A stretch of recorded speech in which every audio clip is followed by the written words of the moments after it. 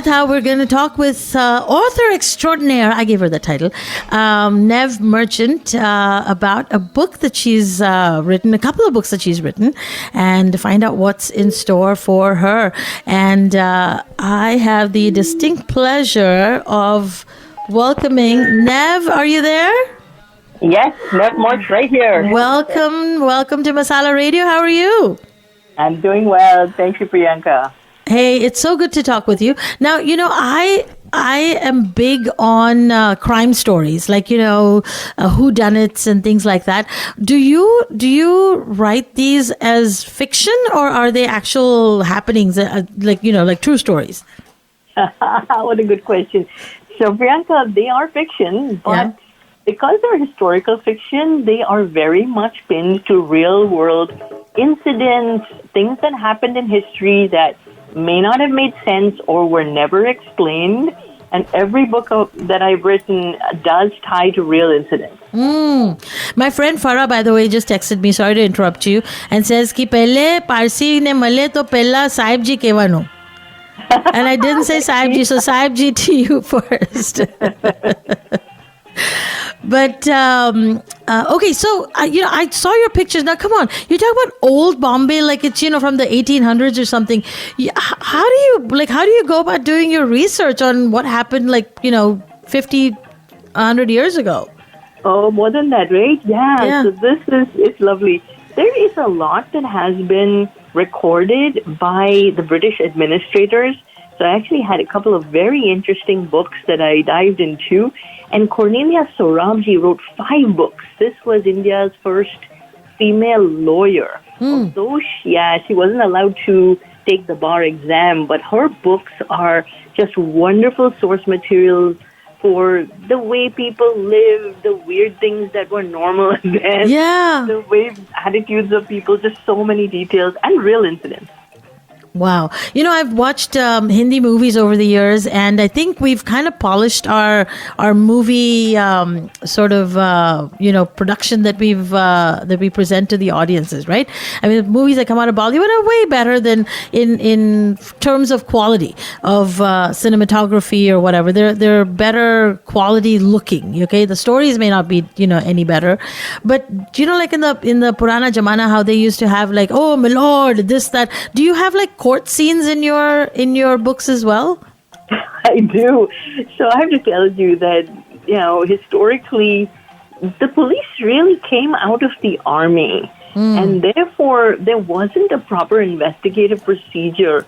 And most of their job was to keep, people from rioting or keep control of the population in a way. And maybe, in fact, they were very focused on any crimes against Europeans. Got it. Right? Yeah. So after the incidents that I described in Murder in Old Bombay, the Indian Bombay police force was actually reorganized because they had botched that case so terribly that it was never resolved. There is no solution to the real world, events, the mystery of what happened to those 2 Parsi girls. But so my story is fiction, but it does cover some of the tragic mistakes made at the time in terms of investigating and preserving evidence. Things like that. Yeah, I know. The crime dramas that I see sometimes, and I've seen so many, law shows, the Law and Order and whatever. I feel like I'm a part-time lawyer myself, right? Oh, did he not, present that evidence or whatever? But when they're doing I've watched enough CSIs to know that how important it is to preserve evidence, and it's the chain of custody and all of that. Do they have that in India? Is that a thing? When a murder happens, everybody's wearing gloves, right? And there are those non-latex, whatever kind of gloves. I see when they show it on these serials, they're wearing those the gloves that the Queen of England would wear. Those little nice, soft, cottony kind of things. And I'm sure that's leaving lint and stuff behind. So how do they deal with that? Well, there's reality, and so let me put it this way. There's theory, what should be done. There's reality, what actually gets done. And then there's the movie-making business where It glamorizes a little bit. Yeah, whether they're representing them correctly is completely a different matter. But I will tell you, historically, we're talking about in the time that I'm discussing, the 1890s, we're talking about the birth and growth of forensics as a thing, as an industry. Yeah, Sherlock Holmes actually is a fictional character, but Conan Doyle is credited with some of those early techniques. The way he described them turned them into actual procedures that then got followed by not just, British police, but all over the world.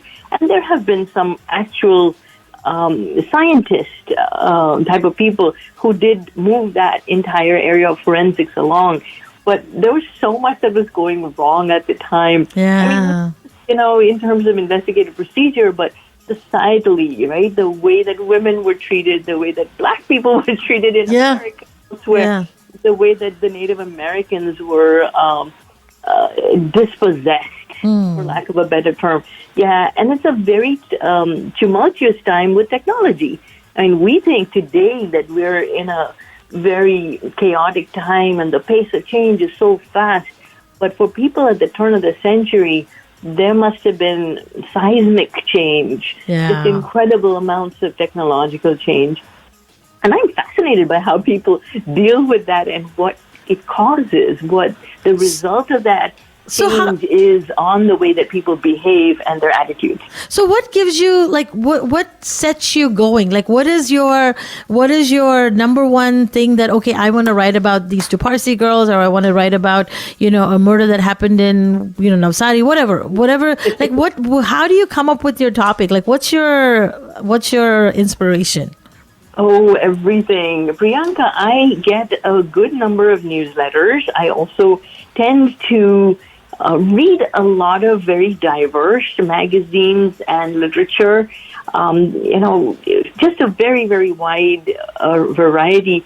And curiously, I tend to get these little nuggets that I will store up. Sometimes it's just where we travel. So we went to Rehoboth Beach, right? It's a vacation place, and we're family together. And my family laughs about this because wherever I go, something shows up. We were at India Hill Life-Giving Station, which was built in that time, 1890s, to save people from shipwrecks, because there's a lot of shipwrecks on that coast. Yeah. We're talking about the eastern coast of U.S., but it's really near Delaware. Yeah. So we're there, and I read everything because I love those little, like a museum. I'm a fan of all those little blurbs that are written there. And sure enough, there's a story about a shipwreck where there was 6 people, bodies were recovered, and I go walk right over, and guess what? There are 7 graves. Oh my gosh! Oh my gosh! Something like this is so engaging because now I will figure this out. Yeah, I may not find out the real answer, but I'll find a fictional answer for sure. Right. But have you always wanted to, is this what you've always done? Have you always written books, or is this? Well, I've always written. I didn't have the courage to write a whole novel until I was in my 20s, but I've been writing short stories since the age of 11. Wow. Actually, 2 or 3 of my short stories were published in India before I was even 20 years old, and they were, short stories in Target, a magazine for children, which is a lot of fun. Yeah, so I've always been writing short stories, but even in my 20s, when I first started writing longhand, by the way, because we have a computer. What? You didn't have a typewriter? The Remington or whatever that other brand was? Nope. I just migrated. So pencil and paper, those legal pads. Yeah, first novel was written on legal pads. But the thing was, I didn't think it would go anywhere. I was writing because I just had to tell the story and write it. I had to write it to figure out what happens. Yeah. It's a little bit like watching a movie, and if somebody interrupts you and says, okay, now it's time for dinner, you know how you want to see the ending? Exactly. Like you sit in your car waiting for the end of that podcast or whatever. Exactly. Yeah. So that's why I started. And then I didn't really have faith that, I'm from India. Can I really, treat this as my occupation and write in English? So I had a little self-doubt that went on for years, but it didn't stop me writing. It just stopped me from submitting or publishing anything. Yeah. But that's great that your family supported you in that too, because a lot of times, they want you to become a doctor or an engineer or something, right? One of those professions. I did. So I didn't become a doctor, but I worked, I did economics, and so I worked as a data scientist for 20 plus years. Wow. To pay the bills, right? Yeah. But I couldn't stop writing. In fact, there was a brief time, about 10 years, when I had a full-time job, very stressful one. I had 2 kids. I had to run the family. And on top of that, I had a major accident. Oh, right? yikes. Yeah, so with all of that, I stopped writing for about 10 years. But I'll tell you, Priyanka, it felt like the world went black and white. There was no color left. Yeah.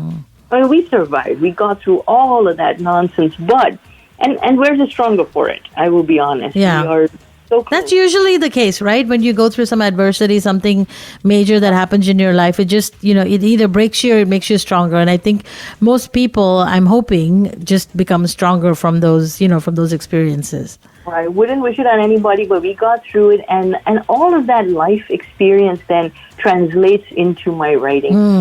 So Peril is actually from a female point of view. It's a woman. So wait, hold. So your first book was Murder in Old Bombay. Yep. And that's the story about the two girls, correct? Yep. Parsi girls, and essentially they are the Godrej girls, right? That really happened.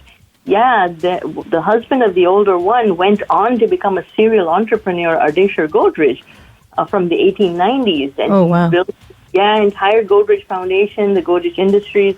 They are all his descendants. Well, not his direct descendants. Right. From that family. It's from that family. And so I was so fascinated by it that it spawned the whole novel to try and explain what could have happened. Yeah. And then, of course, as a result, we got these 2 wonderful characters. Yeah. So then your second book is Peril in Exposition, and that has been written up significantly. I've seen write-up about it on NPR even. Yes, thank you. Yes, indeed. It's getting some very nice press. And it's set in Chicago. So in many ways, it's a little bit more accessible for an American audience. Yeah. Murder in Old Bombay has a lot of Indian terms and geography of India. It's a very wide landscape, whereas Peril at the Exposition is a little bit narrower. You still have the wonderful World's Fair and the city of Chicago and that tumultuous time, but it's a little bit narrower in scope. And, of course, it's got this immigrant woman's voice. Hey, if you ever do books on tape, I'm recording them, okay? I'm just volunteering right now. Thank you.